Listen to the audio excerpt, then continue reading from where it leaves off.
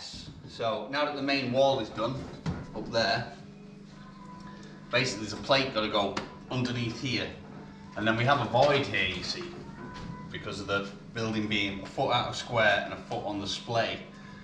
There was always going to be something trickery to done, but Nigel and his team have done such a good job around the edges that I only have to do it sort of along this bit here to basically some cell knit. I'm going to stitch it on here and it'll just go up to the top there, so that when it's getting super therm, we can just come up the stone and then straight up the board, and then there'll be a curl at the top. So all this is doing is bridging that gap, so it's a full board basically. You can see where I did all my lintels ages ago. It'll cover all of this up with a nice flat board, so we can go straight up it, and then I'll just do some slithers, probably 8 foot along there, and that will just aid in bridging that gap at the top here. So I'm just going to stick this to the stone and then we'll stitch a board to it.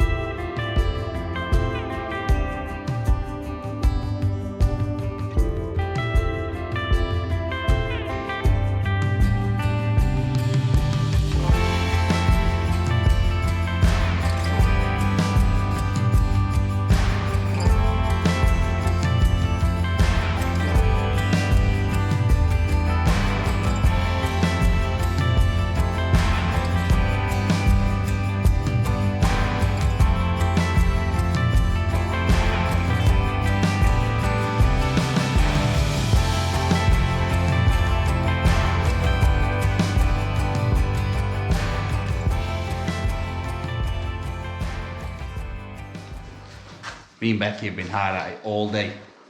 She's been pointing down there, she's doing a sterling job. And I've been getting this cell-knit detail at the top sorted out. So you really can see the curve of that wall now in the ceiling. It's bizarre, but it'll look good. They're going to be rounded off around there, so it's going to be a right quirky shape. It's a foot on display, big bowl. It's going to look great.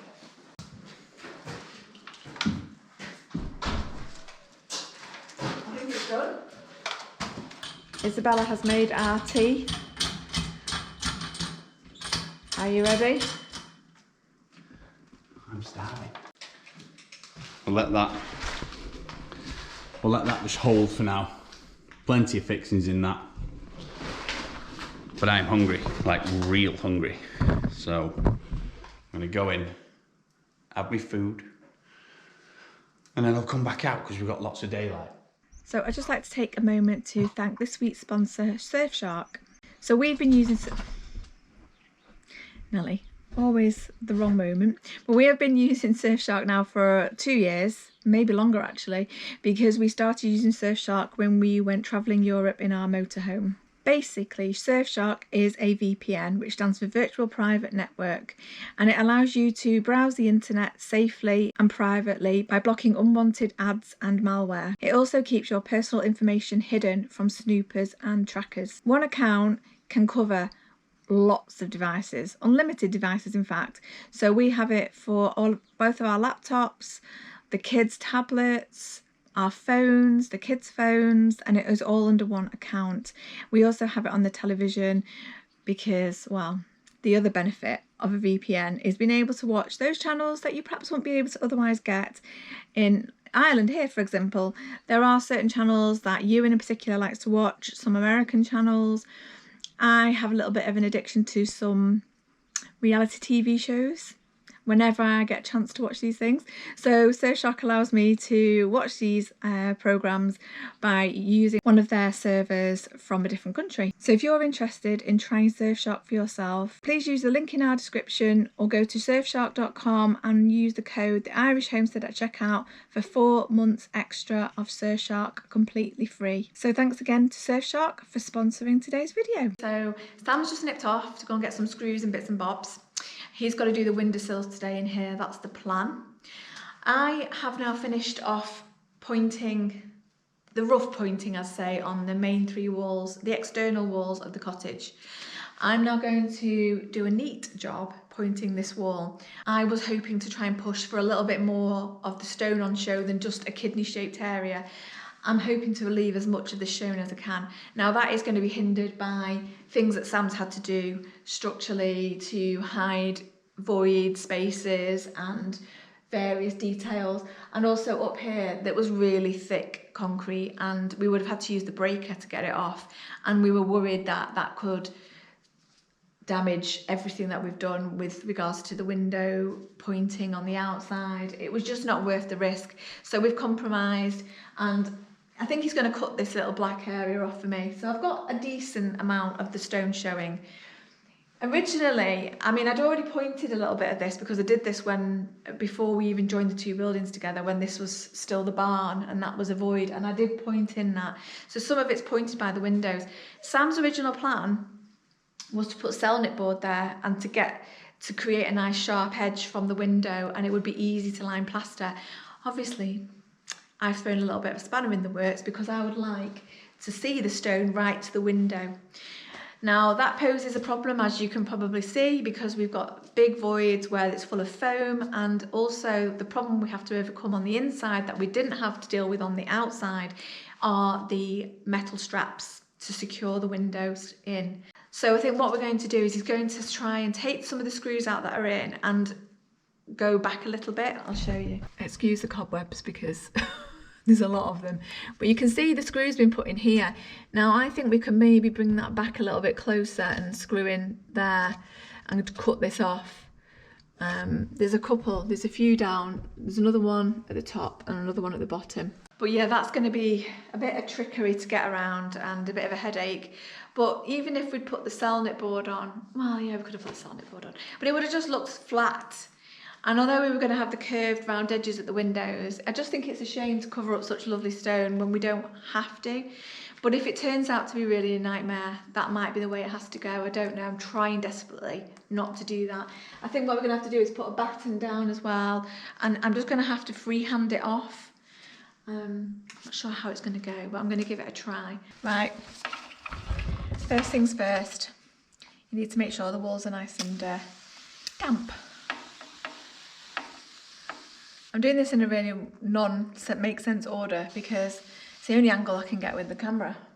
I'm working in quite a tight space, and I like to have the wheelbarrow next to me with the lime in it, and the water spray next to me. And I also have a selection of different stones because there's going to be some big voids that I'm going to have to fill with stones. Okay, so the mix I'm using, me and Sam call it the neat mix. So it's if the same mix as we used on the outside of the cottage. We call it a neat mix. It's technically actually not very neat, but it's 2 sharp sand, which is more like the blacky, very grainy sand, and 1 builder sand or soft sand, like the more yellow stuff. That's how I know it. Very technical, isn't it? Sharp sand and soft sand, that's what we call it.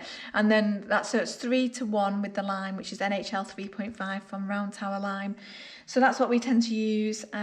It works really well. It's easy. I mean, hot lime is probably the more authentic approach, but yeah, we went with the NHL 3.5. Kudos to Louise at Camper Vibe for doing it the other way, but yeah, not for me. I don't know if you can hear that in the background. Onyx. He's not happy because he can't get up into the roof anymore because Sam sealed it off, and he cries. He stands here and cries because it's covered. Tough mate, you're gonna have to find a new sleepy spot. You're not sleeping in our insulation anymore. Okay, I hold this like this. It's crazy. There's gonna be people out there, experts, that are like, what are you doing, woman? What are you doing, woman? But for me, I just find this works well, and I use my little finger trowel to push it in. You've got to try and keep it off the face of the stone as much as possible. So I suppose I'm using my hand as if it was a trowel, but I feel really when I'm trying to cat-handed when I'm using the trowel. It makes no sense, does it? And you have to make sure it's pushed right to the back of the joint.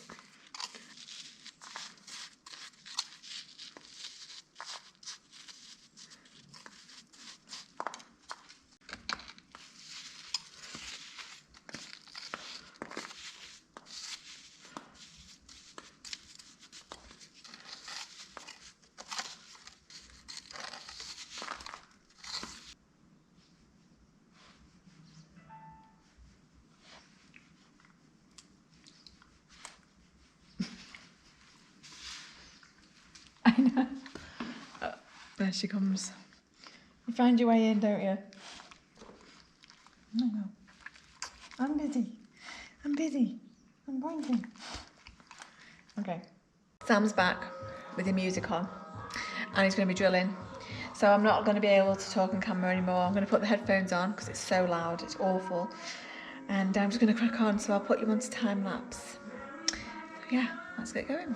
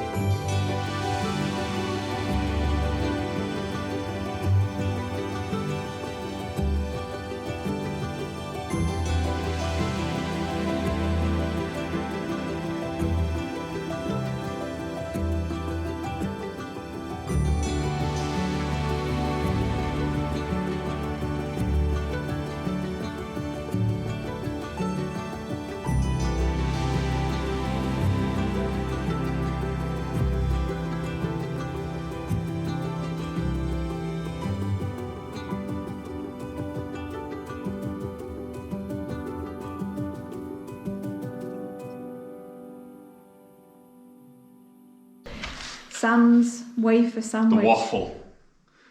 They're selling it. You'll never get it all the way around the reveal, like with stones coming out and this and that. So, like with that big stone at the top there, I mean, I might even have to cut the face of that back an inch, because by the time you've got sort of, see when the door's on there, you've only got sort of an inch. Don't know if you can move it there. And then we've got to get, you know, the insulated lime on there. So. How thick was the insulated lime again? I can't remember. Well, you can do a first layer of 25mm, and then you don't have to wait. You can just go straight on with another 25, so a maximum of 50mm, which is thick. And then we've got the top coat to put And then on. you've got the mortar lime putty over the top. So it's going to be a lot of dust in here, because I'm going to have my diamond flat disc to take off the blemishes around the corners. I've got my two chases to put in the floor for the 2 radiators, and there's a big lump of concrete over there. It's going to get dusty. But talking about the wafers, we haven't done it all the way to the top. No, well, because here you'd have no room. Yeah, where the hinges are for the door. Yeah. If we were, you'll have enough there to get it on. It's Yeah. just up to the back of the hinge there, and then you're already at an inch. And that's enough. but we put the wafers on because at the bottom. Oh, it was like this wide at the bottom. And we would have ended up using so much lime plaster. You couldn't put lime plaster on at 4 inches thick, so No. this is just basic. It's like a render finish board. It's a packer board. This is again by Round Tower Lime.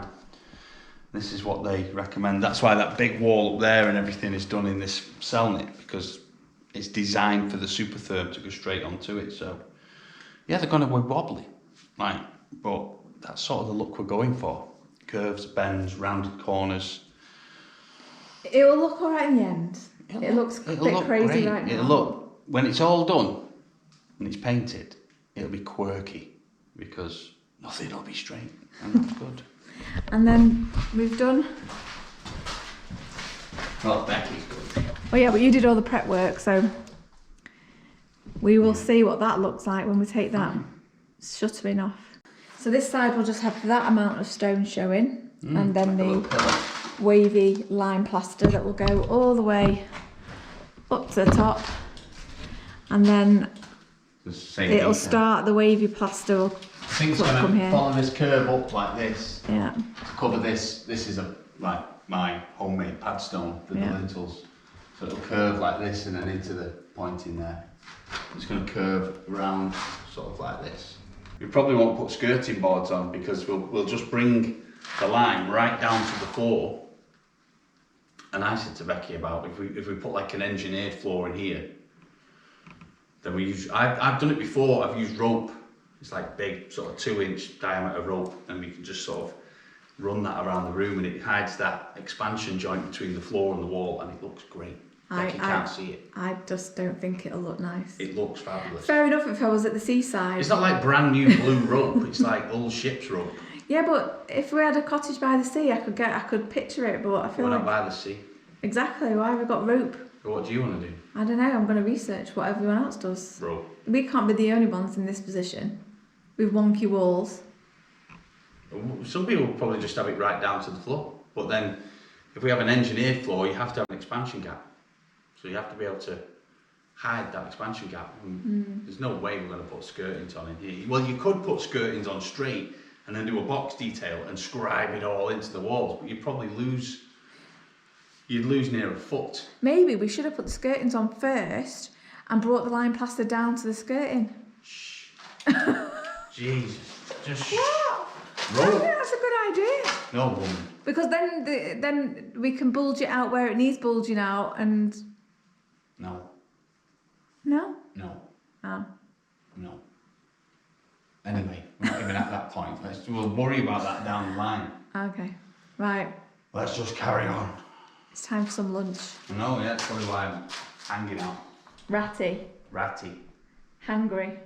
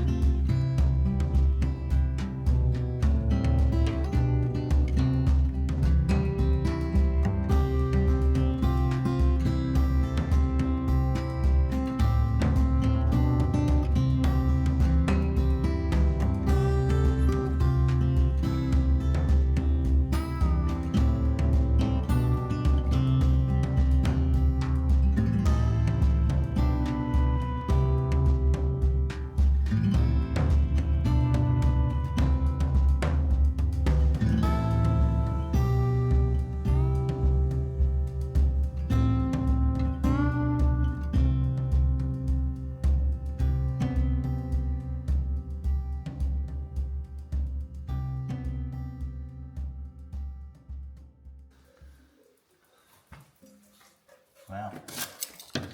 A moment of truth. Did it work? Let's see if the pointing worked.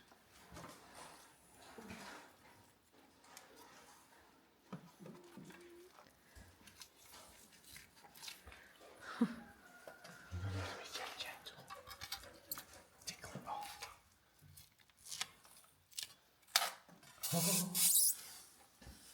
Oh, jeez. Oh.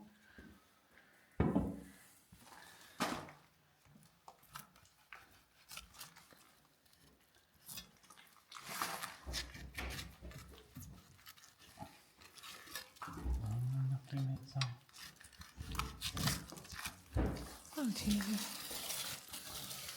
It still looks like it's moving. Oh no. That's what we want it to be. Oh yeah, I can round those edges. You have to be very gently, don't knock. Remember last time I did this, I got a blister on Yeah, my don't do finger. it with your finger. You need to put a glove on and do it. Do I do it with my finger on with this what's it called? That looks good. This? No, I wouldn't. I think finger. Yeah, but I can do it first with that and then I'll rub it with my hand. You need to put a glove on though.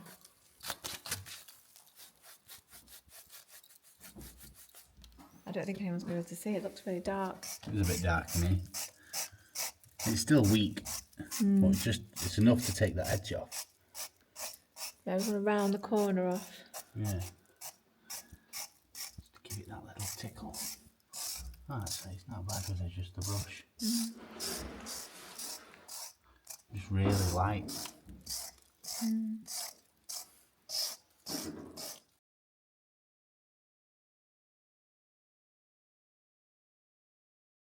I know if I tell Sam I'm planning on doing this project while he's gone, he will have kittens.